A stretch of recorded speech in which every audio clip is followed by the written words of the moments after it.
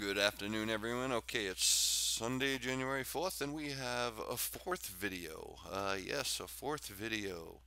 We had a couple member requests, so I want to get those out into the open here so I can go on with my day and watch some football and eat some food.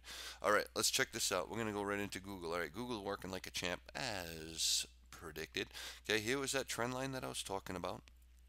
And we had a nice measurement off the bottom here, but we're still in that beautiful pattern here. So what we need right now is just for this to break this middle Bollinger Band, and we should start heading back down again. It looks a little better here over here on the weekly. You can see how what a nice setup this is. You could much more defining. So our target is the gap fill right here, and yeah, pulled right back under the trend line. No big deal.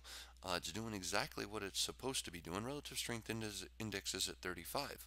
If you are in this for a trade higher, I would do that after this is broken on some nice volume. But other than that, I would definitely be just swinging this here and there. We'll see what happens next. But we had that big move up here, and some consolidation, and now we're having that general trend to the downside right now. Once we get under this level right here, then we can really see it drop. But a nice bounce off of the 500, came up, pulled 30 bucks out of its hat.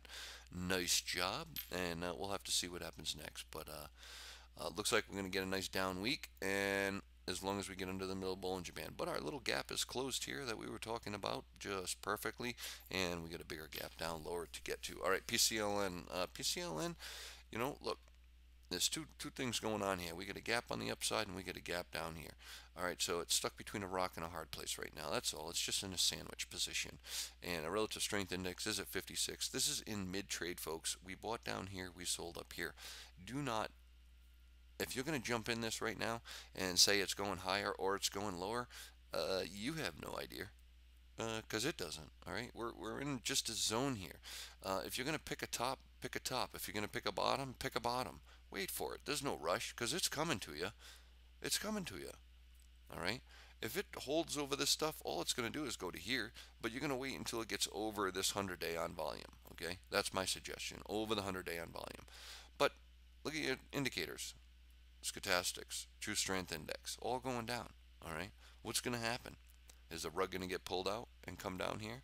I think we're coming down first because we went up, okay? Why didn't we finish going up? Because of the 100-day? No, I don't think so, because this would have been much more resistance, the middle Bollinger Band and the 50, okay? It's making higher lows. It's weak. It's very, very weak. Okay, look at the weekly. What do you see there? This is why you use all your time frames, folks. It's under the middle Bollinger Band, okay? It's under the middle Bollinger Band. That's very weak, all right? Can it come down here for a triple bottom in this area? Absolutely. That's what I think is going to happen. That's just me. I don't know. We'll have to see. Look at the monthlies. It look even better, all right? It's barely holding on to the middle Bollinger Band. This is why you use all your time frames, okay? So it's really confused right now.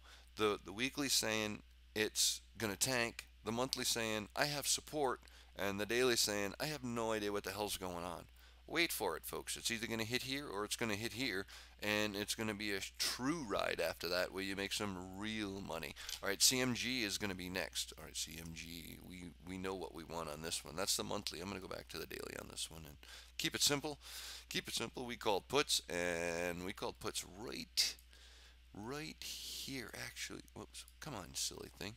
We pull puts right there, right there. It was beautiful, doing very well. We have a gap that we want to get to eventually, and that's going to be much, much lower. We want 600 as a target on this one, as you can see right here. So, you got a trend line in place right now. You got to work this trend line. I would say we're going to come down to this trend line and test it, and then make a move from there. Those candles are a little bit rogue, so I would probably kind of bring it in here.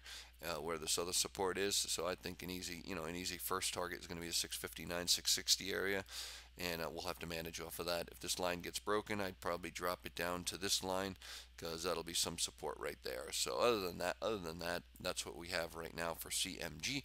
But we're looking for that downtrend move. The relative strength index is at 61. Stochastic has turned over, and also your true strength index has moved to the downside. We're going to zip into Twitter here. Twitter's looking really good here on this bottom and bottom. All right, so here's what I want you to take note of. This bottom, okay, but this bottom's higher.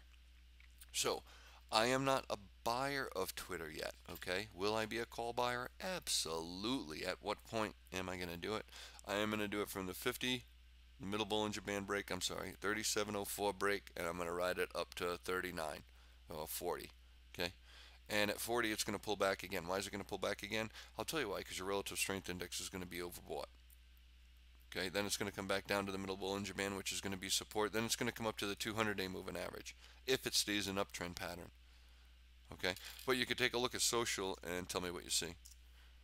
This is your social media index. Okay, what do you see? Not very strong right now. All right, so all we're doing is getting a little bounce, but you do have a low and a higher low.